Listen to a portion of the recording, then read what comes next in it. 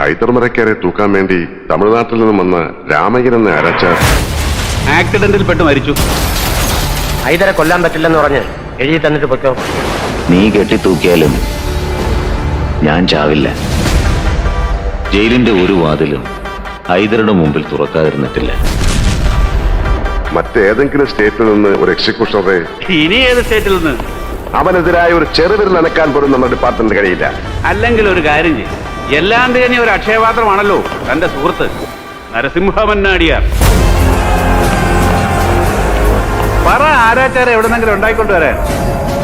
ഇപ്പോഴുള്ള മന്നാടിയാറുടെ മുത്തച്ഛന്റെ കാലത്ത് കാമാക്ഷിപുരം നാട്ടുരാജ്യമായിരുന്നു. 10-70 വർഷങ്ങൾക്ക് മുമ്പ് ചെങ്കോലും കിരീടവും വെച്ച് ഈ കാമാക്ഷിപുരം ഭരിച്ചിരുന്ന നാടുവായി.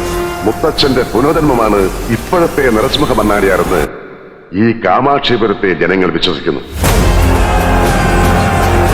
നരസിംഹം, ഹാഫ് മാൻ ഹാഫ് ലയൺ. ആരാ ഹൈദരെ കാണാൻ വന്നിരിക്കുന്നത്? ഞാൻ നരസിംഹ മന്നാടിയാർ. എനിക്ക് നഷ്ടപ്പെട്ട എന്റെ അനിയൻ മറ്റുള്ളവർക്കൊക്കെ വെറും വീരസിംഹൻ മാത്രമായിരിക്കും. എനിക്ക് അങ്ങനെയല്ല. അവൻ എന്റെ എല്ലാമായിരുന്നു. ഒരു രാത്രിയിലധികം നേരം നിന്നെ പിരിഞ്ഞിരുന്ന ഓർമ്മ എനിക്കില്ല. വീരസിംഹ മന്നാടിയാർ, അവനെയാണ് ഹൈദർ നാട് റോട്ടിലിട്ട് വെട്ടിമുറുക്കി കൊന്നത്.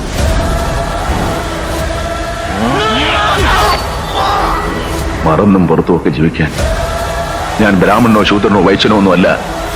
മന്നാടിയാർ ക്ഷത്രിയനാണ്. ക്ഷത്രിയൻ.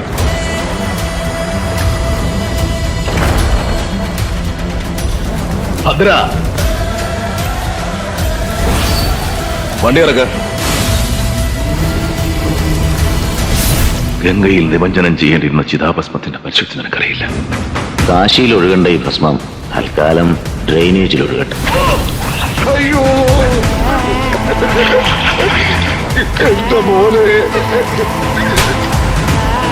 എനിക്കൊരു മേജർ ഓപ്പറേഷൻ വേണം.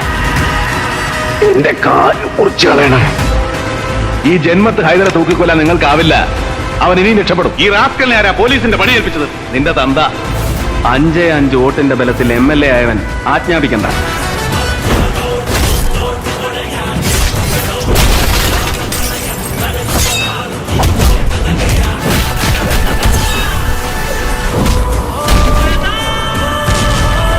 ഇനി എന്റെ ഊഴം.